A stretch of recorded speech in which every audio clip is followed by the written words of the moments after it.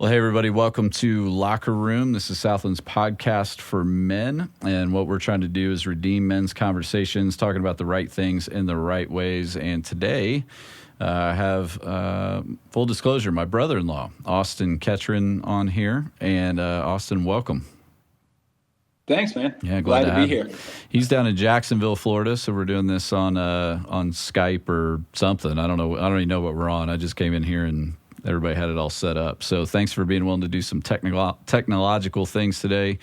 So Austin, you and I, we've known each other for, it's approaching 30 years at this point, dude. I mean, you were probably 15 when I started dating your sister, and I was 16. She was 17. So I don't know how many years ago that is, but it's a lot. It's several. Talk a little bit about just your background, where you grew up, how you grew up, and then we'll kind of go from there, all right? Yeah, absolutely. So, grew up in Lexington, Kentucky. Had a great childhood. Loved growing up in Lexington. Went to LCA and then ended up going to Dunbar and graduating from Dunbar. And from there, going on to the University of Kentucky. Yeah. And, at some point in your life, addiction, specifically around alcohol, I know it branched out with some other things, started to become a real issue. Fast forwarding, I mean, you celebrated your 10-year sobriety anniversary the other day. So very, very proud of you. That's awesome, man.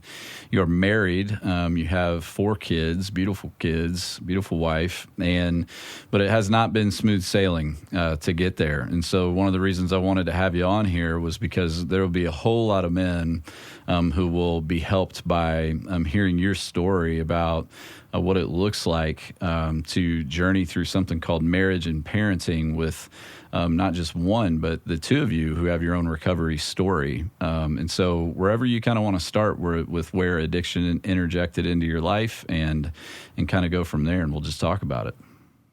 Yeah, absolutely. Let's get into it. So addiction started for me after my freshman year in college. And it was an 11-year run of complete destruction, alcoholism, drug addiction, relationships destroyed, opportunities in my life destroyed, throughout my 20s. There were multiple rehabs, multiple hospital visits, a lot of the things that are common with addiction that you see, especially, and then you put it over a long period of time, those tend to multiply and they get more severe. So really going from a place in college where I'm going to get an education, life's looking bright, to functional alcoholic graduating college, and at that point turning to not functional, completely dependent, into deep depression, getting arrested, severing ties with family members, getting away from church, being unemployed, not having medical insurance, like a lot of basic common things where people are going to be building their life. I'm going the other direction, deeper and deeper into my addiction, and running away from God and from, my responsibilities in life. A lot of people talk about having kind of a rock bottom moment or event. Do you have something that you look at, go, that was the moment, or was it more gradual for you? I see rock bottom is when you decide to stop digging. So that can be at different places for different people. So I had a couple of rock bottoms, so to speak, where I would seek help, but I wouldn't follow up doing the steps afterwards. Which is on me. So God provided clarity in my life at multiple times and put me in positions to where I had the help and the support around me to turn my life around and to continue down that path.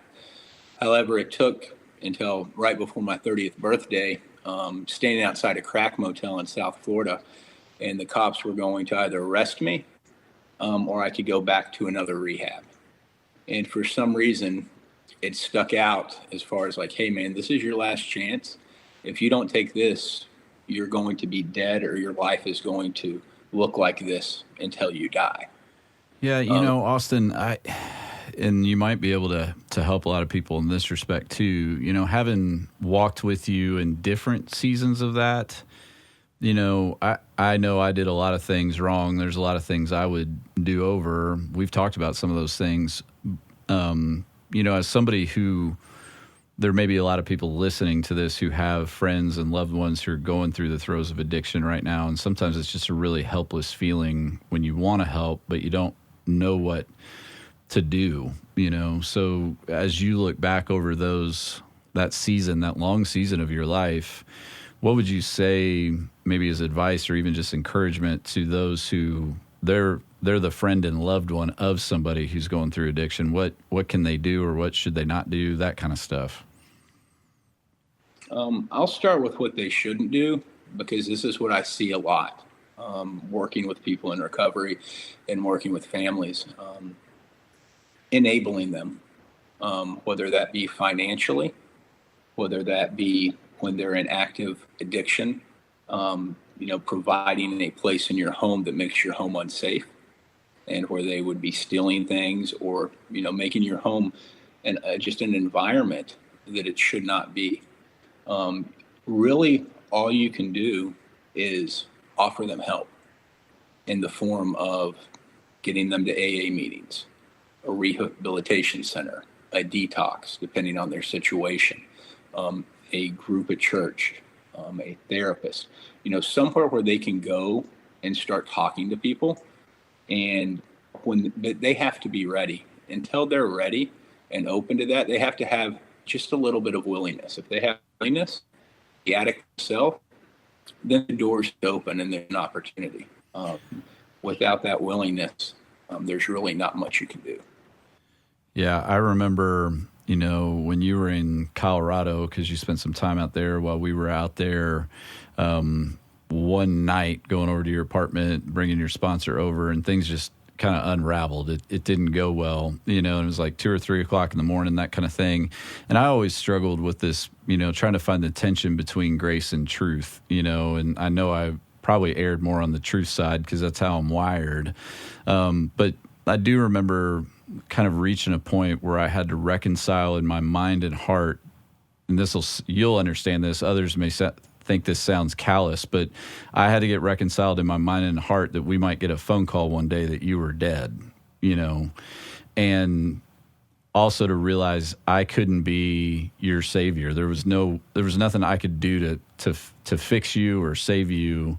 And that was really challenging, you know, to get to, because you feel like such a jerk arriving at that point in your mind where you're like, we might get a phone call that he's dead in South Florida and we can't do anything about it. You know, that was hard. But as you look back on that, you know, it sounds like you're reflecting that like people need to understand they're not in control of someone else.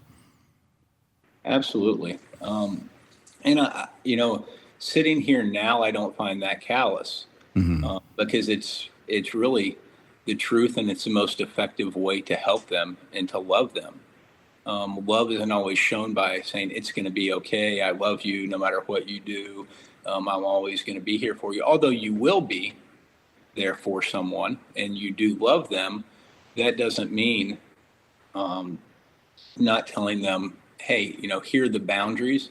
Here's how I will help you, and here's where I'm going to cut things off, because it's not going to be productive for helping you better your life and get out of the situation you're in. And, you know, when the addict's going through it, they see it as poor me, no one cares about me, you know, they're being mean to me.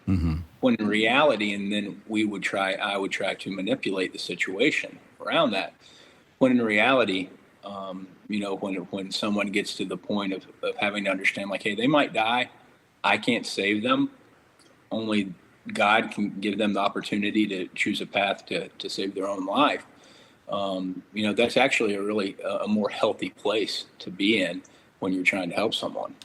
So take us to that moment. You have that choice in front of you. You go to jail or you go back to rehab. You know, you're in South Florida, and kind of take us from there, because eventually that got you on the path where you met your wife, Monique. So Again, Yeah, this really isn't the way you would ever draw it up, right? Like, and that's one of the things I love about your all's story is because it proves a lot about God and his redemptive work in our lives is that he can do things that you could never ask for or imagine, and you certainly would have never drawn up, So take us from that moment in South Florida.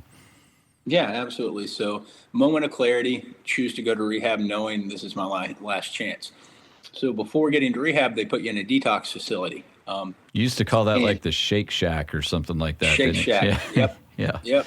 That's where they get you ready, medically okay to continue on. So, yeah, not definitely. This is definitely not a love story anybody would write or want for their son or daughter. I met Monique at the detox. It wasn't my first rodeo. I'd been to plenty of these places. I'm sitting alone when I get there, eating dinner, and I'm pretty down. I'm like, oh, great, another one of these. And she comes up all bubbly and smiley and, hey, how's it going? Can I sit with you and eat? And I'm just like, who is this person? Why is she so happy to be? Does she not realize where she is? Where she is, yeah. Yeah, like this is not a happy place. Your life's not going too good if you're here, honey, is what I'm thinking. But she's really nice and starts this conversation with me. I'm like, wow, there's something about this girl. I was like, hey, I'll talk to her. I don't have anybody else to talk to. And so we hit it off in there.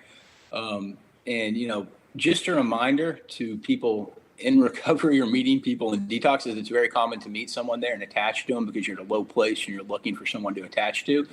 99.7% of the time, it doesn't work. They actually run statistics on it. I was going to say, that's a precise number you just threw out there, yeah. It is.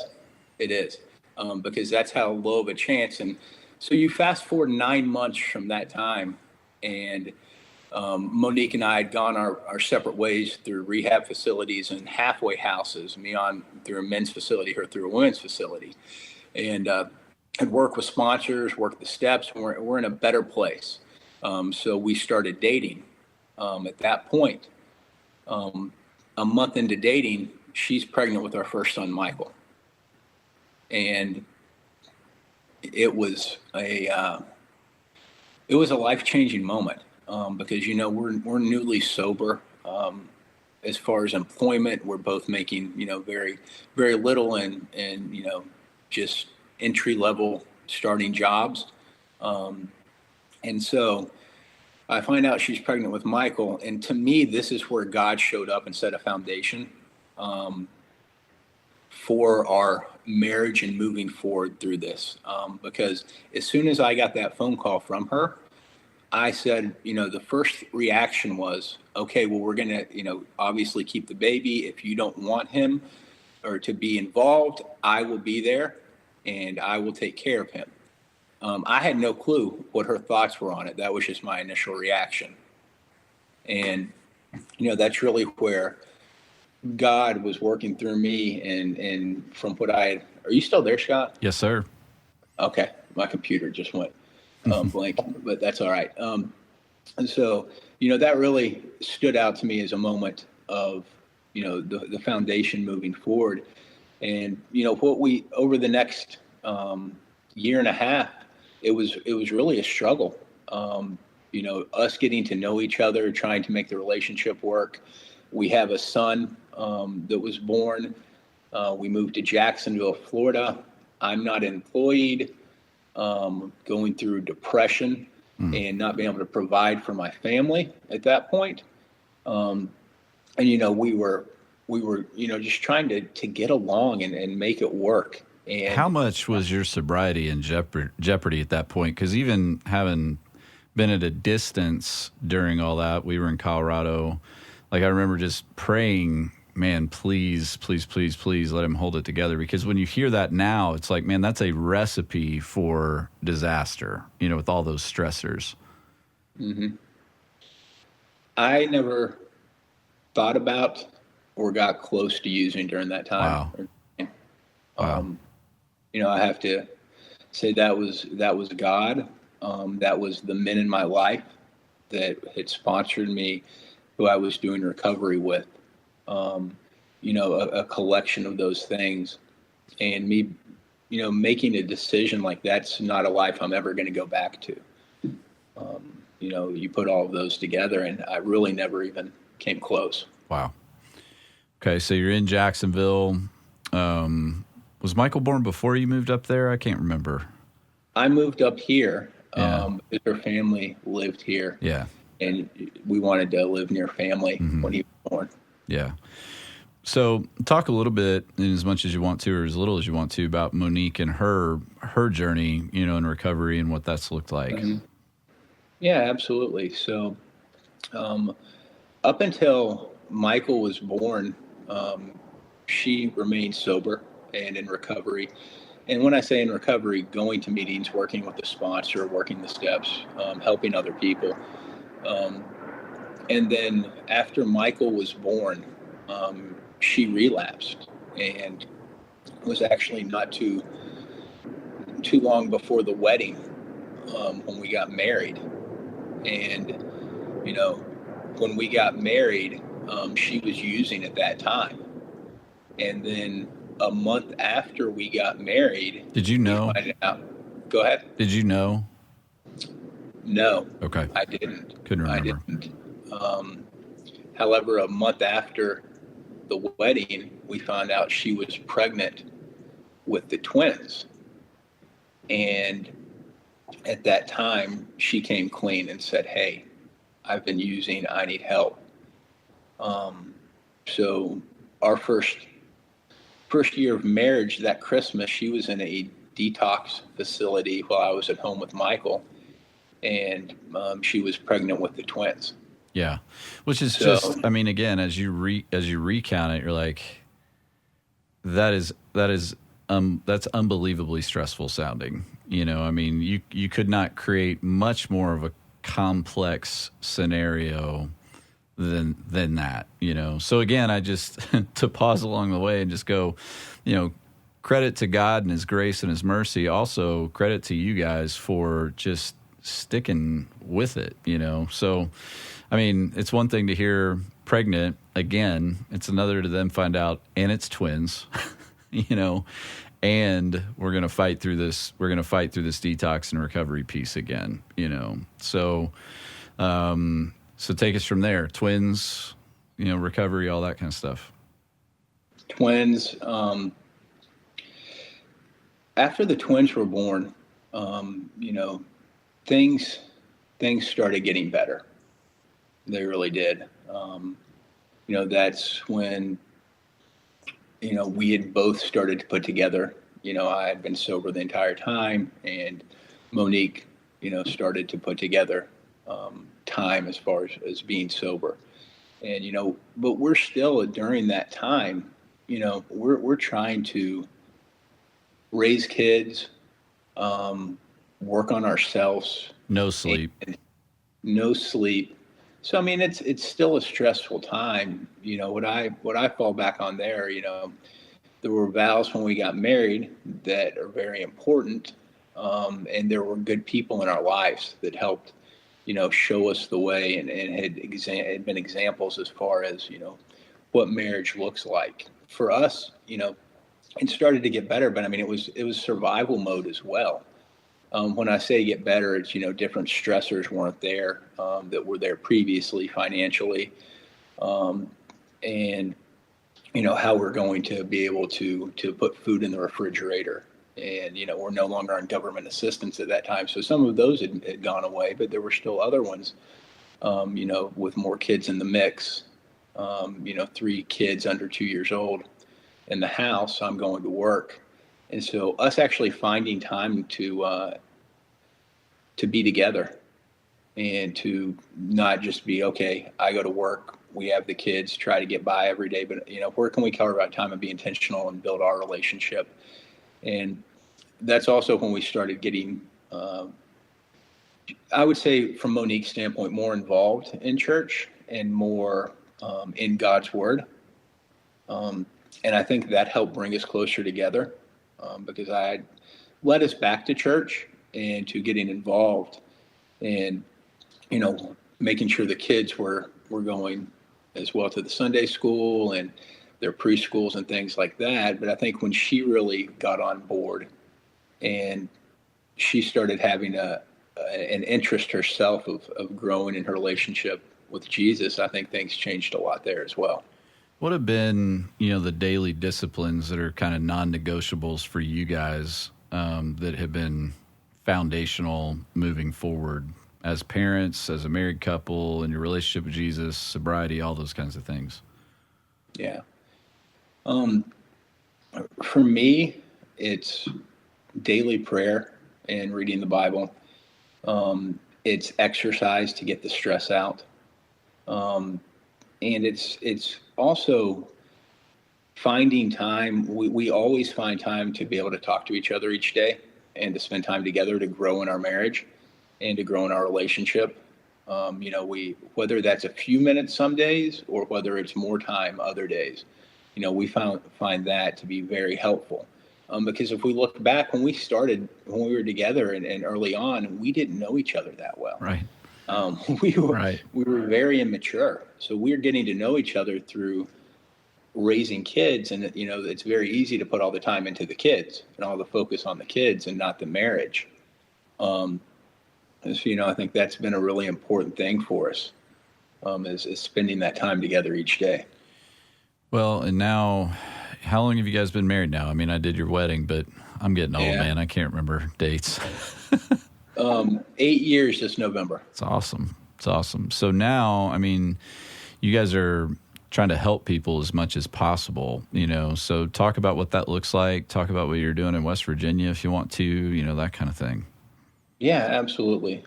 So we were fortunate enough to help found a rehab facility in West Virginia.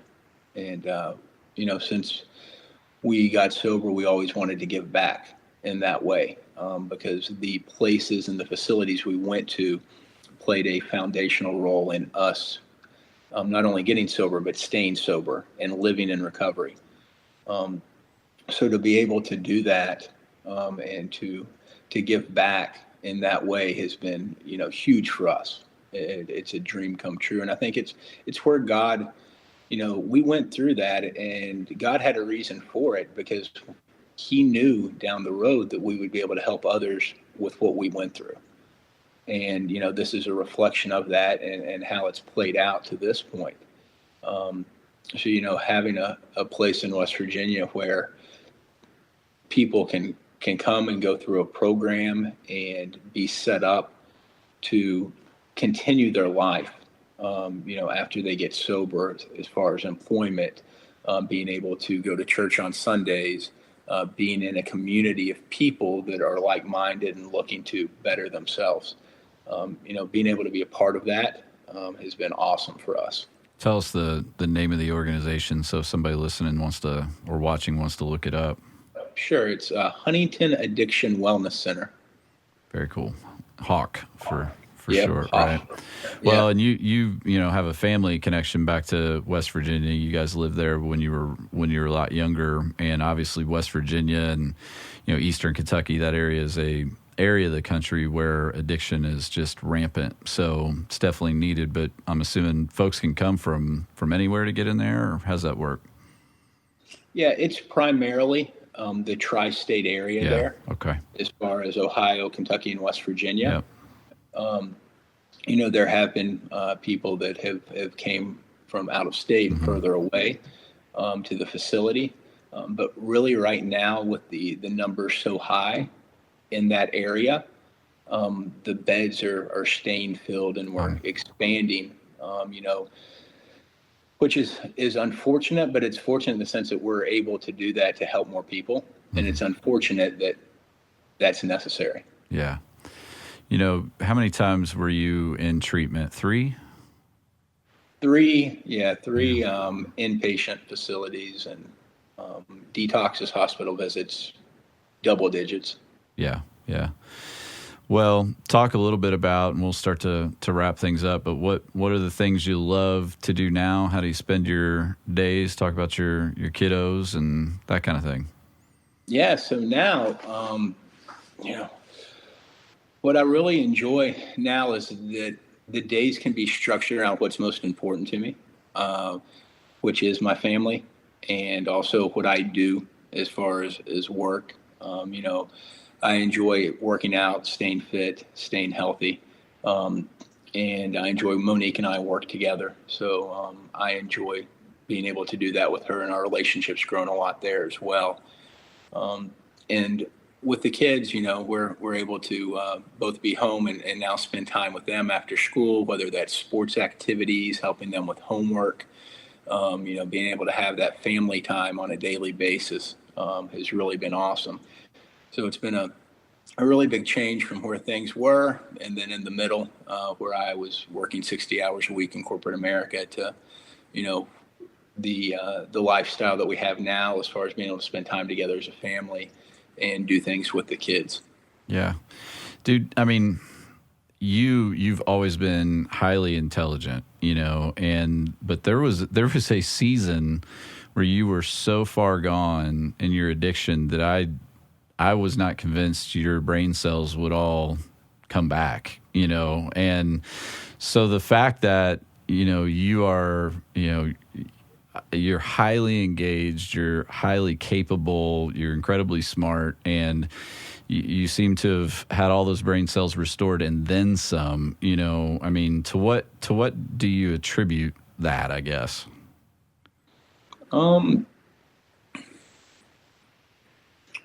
Really wanting to get the most out of what God's blessed me with in my life. So, reading, listening to podcasts, exercising, nutrition, things that I can control, praying, meditating, that are good for my physical and mental health, and challenging myself in different areas, just because we get to a certain age, a lot of times it's easy to get comfortable in a job or a situation, and we're not looking to improve ourselves, and we're not looking to, okay, well, where can I go to the next level? How can I be better as a parent? How can I be better as a spouse?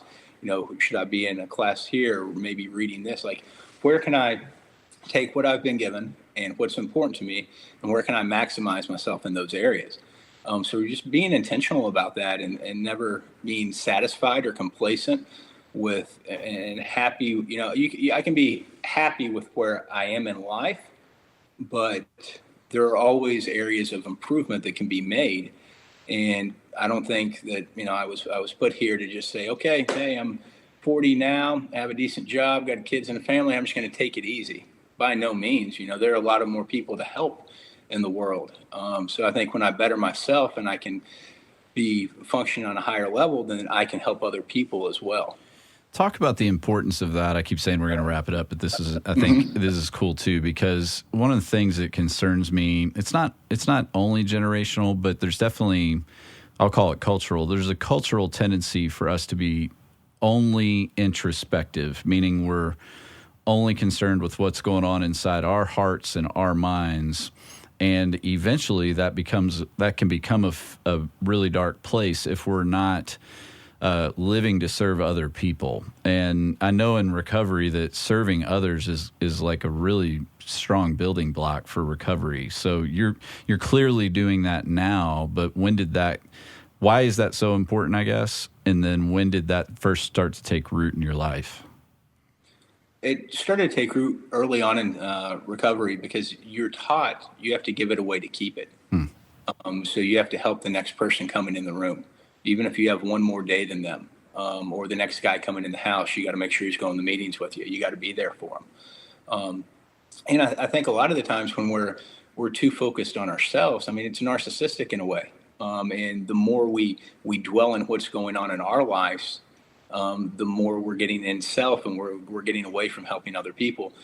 So, that's where it really got ingrained in me. It was early in sobriety, and realizing that, trying to understand, not necessarily, understanding people with how they're feeling in their own life and how it affects them, not how I think it should affect them or how I think it should affect me. But understanding that it helps me when I help other people. I feel better about myself when I'm looking to help other people and serve other people. And also, people had helped me so much along the way, whether it was you and Allison, my parents, friends, people at these facilities. Like, people were there. And if people weren't there for me at different stages, there's no way I would probably be alive today. So realizing, what impact that had on me, that if I can have a fraction of that impact on other people, in different areas of their life, whether it be addiction or something else, then I need to do that. Yeah. Well, dude, I'm proud of you in more ways than you know. So, I'm cheering you on and grateful for Monique and the kids. And thanks for taking the time to be on the podcast with us today. Absolutely, man. Thanks for having me. All right, man. Well, hey, thanks for watching and listening to Locker Room. And please share this with whoever you want to share it with. And we'll catch you next time.